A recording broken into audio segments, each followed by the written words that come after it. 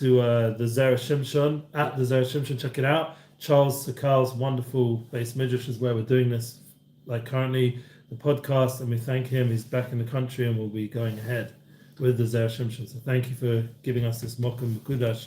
Even have the Shem Avaya at our side. Oh Hashem. We also have names of various soldiers. Yes. That need our tefillot. In front of us always in this table and in our books. Come with us. So the kind of mind frame that we're in right now, I think this song sits kind of perfectly. 100%. שיבנה בית המקדש במהרה בימינו שם חלקנו מזרעך שיבנה בית המקדש במהרה בימינו שם חלקנו מזרעך איי איי איי שיבנה בית המקדש במהרה בימינו שם חלקנו מזרעך שיבנה בית המקדש במהרה בימינו שם חלקנו מתורתך שיבנה בית המקדש במהרה בימינו שם חלקנו מתורתך שיבנה בית המקדש במהרה בימינו ושם חלקנו מתורתך.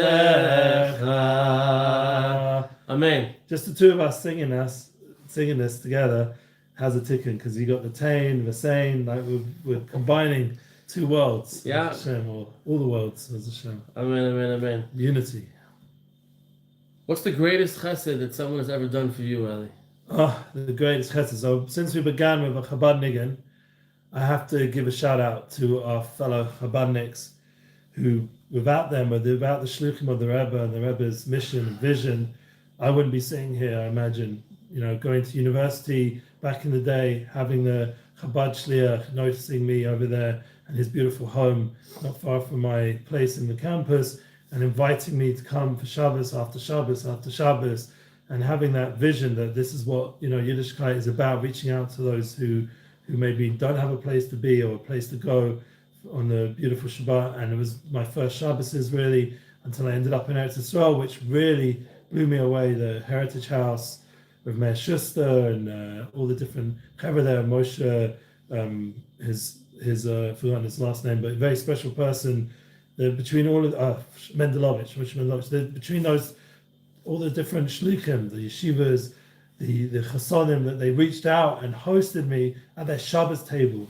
That for me was the biggest chesed that changed my life. Seeing a beautiful Shabbos home, seeing the smile of a family, and even when, you know, now living here, life's not always easy, but they made it look so easy. They made life look so smooth.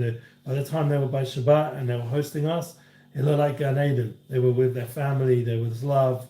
There was soul. There was singing. There was Torah. There was beautiful food. That inspired me and changed my life. Seeing the love of a family, and not that I didn't grow up with a loving family, but it wasn't in a revealed sense together with Shabbat in the full Kilchahoso, according to the laws of Shabbos, and being able to connect it to my Messiah of Am Yisrael, of Jewish people, all the way back to Har Sinai and beyond. And that for me gave light of Avram Avinu, the light of the first Baruch Hanasas Orchim that we know about in the Torah, and that light is still with me. And people like yourself in a frat have continued that light, that we are living here now, mostly due to that light. So I'd have to say Hanasas Orchim is the big chesed. The hosting people in the home for Shabbat was the big one that really changed my life. You know, Chabad is really, it's one of those organizations, they're really so unbelievable, because without them and the vision of the Rebbe, the world would be a much darker place. Sure. They do such unbelievable work. And my first real exposure to Chabad is when I moved from New York to Florida, and I just wanted to be next to a shul, and I moved to Boca Raton, and I was by the Chabad house of Rav Zalman Bucket. Oh. Rabbi Bucket, I have so much hakarat tov to Rabbi Bucket, Yeah. because, you know, that first, I've never been to a Fabrengen before till I got there. Wow. And Rabbi Buki, he's a Polish. Yeah. And the Polish is apparently, I don't know. This is what I was told. The Polish is they each farbrengen they choose a korban. I'm a Polish as well. Right? So.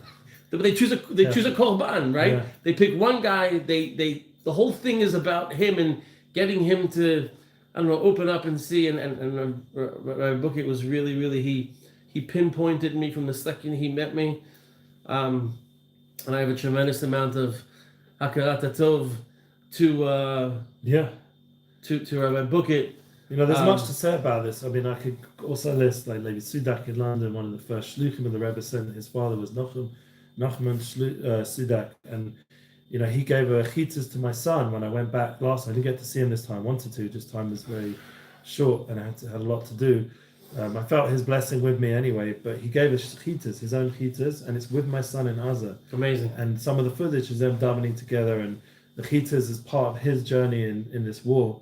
And that was the chesed. He didn't want to just say hello and give me a blessing. He wanted to give me something to take with me, and that's always been the approach of all the shlichim that I've connected with.